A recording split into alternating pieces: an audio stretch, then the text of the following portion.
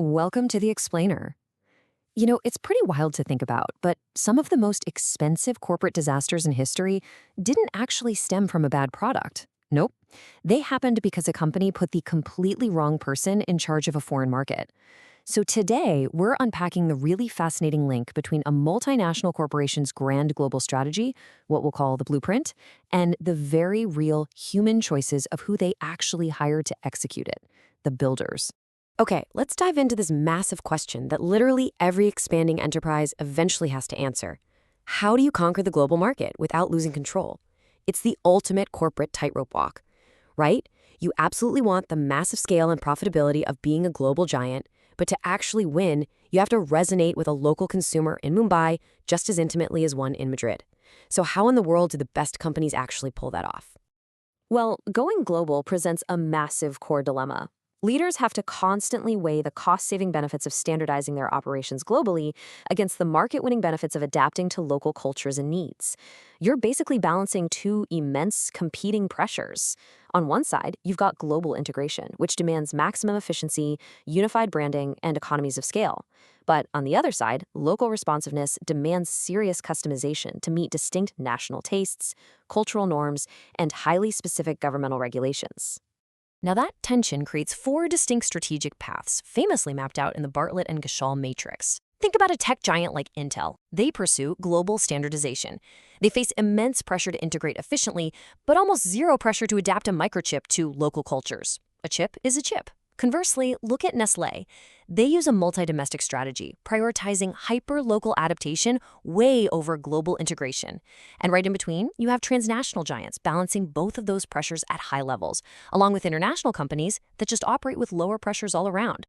So if those four global strategies act as the architectural blueprint for a company, the international recruitment methods dictate exactly which builders are hired to turn that blueprint into reality.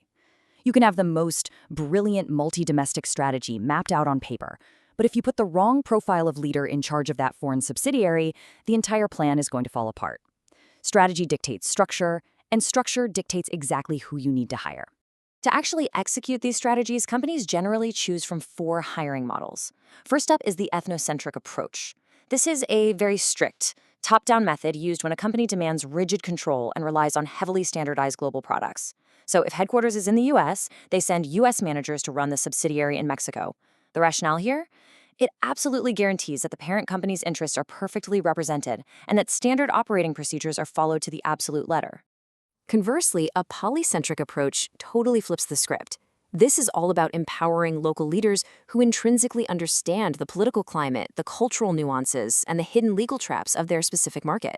Instead of parachuting in an expat, an Australian parent company might hire a native of India to run their Indian operations.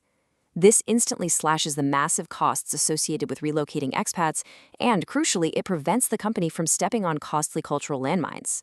Then we have the regiocentric approach, which is highly adaptable. For instance, European natives might manage an Italian subsidiary for a US parent company just to leverage broader regional expertise. It acknowledges that while individual countries definitely differ, there are powerful geographic synergies you can tap into. It basically allows a business to maintain a regional hub of talent that operates with a good degree of independence from the global corporate HQ. And finally, the geocentric approach. Now, while this is incredibly complex due to political and legal constraints, truly massive global companies use this method to fuel a globally integrated business strategy. It is the ultimate talent meritocracy. You don't care where the manager was born. You just care that they're the absolute best person on earth to run that division. It really fosters a truly global mindset across the entire executive team. So bringing it all together, here is the golden rule. The blueprint and the builder must match. You literally cannot successfully execute a highly localized multi-domestic strategy if you're only hiring ethnocentric managers who simply don't understand the local consumers.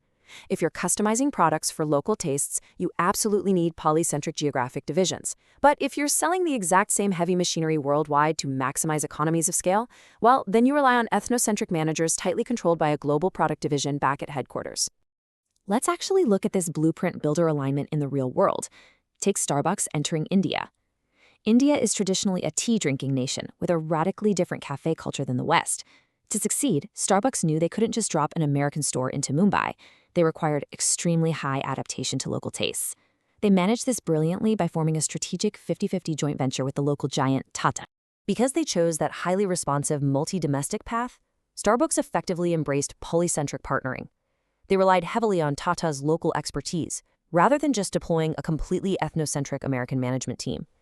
Tata understood the institutional environment perfectly. They radically adapted the menu, introducing the reshmi kebab, the morg kathi roll, and the konkani twist. They also recognized that in India, the cafe serves as a crucial third place between home and the office, so they heavily promoted free Wi-Fi and optimized their spaces for longer, localized visits. And we're actually seeing this exact polycentric shift accelerate in real time across other industries too.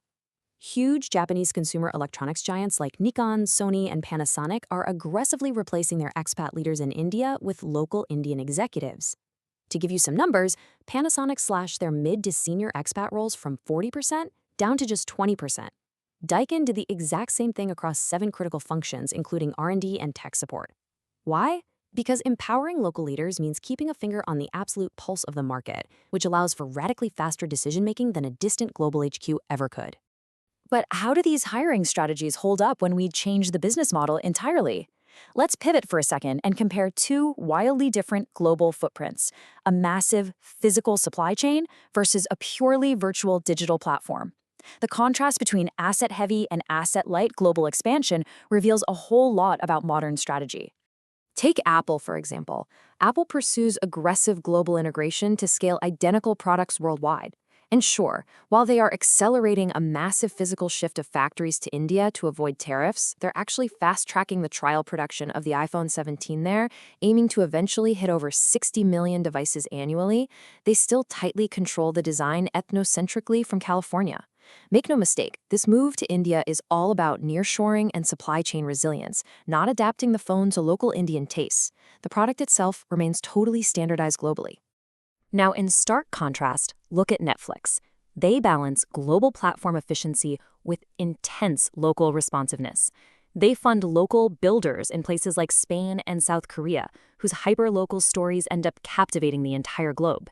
They have a purely virtual asset-light delivery system, but to succeed, they absolutely must be aggressively polycentric in their production. To comply with regional mandates, like the EU's 30% local content quota, they pour money into local stories in native languages. Yet, because of their massive global tech infrastructure, incredibly local shows like Money Heist or Squid Game achieve unprecedented, borderless success. Ultimately, it's super easy to sit back and say you want to be a global giant, but expansion almost always comes down to trust. Think about it. If your company went global tomorrow, would you send your inner circle from headquarters to maintain ironclad control? Or would you hand the keys over to a local expert you just met to win over a completely new culture? Your answer to that question reveals the true nature of your global strategy. Thanks so much for joining me on this explainer, and definitely keep exploring the human decisions that literally shape our globalized world. Catch you next time.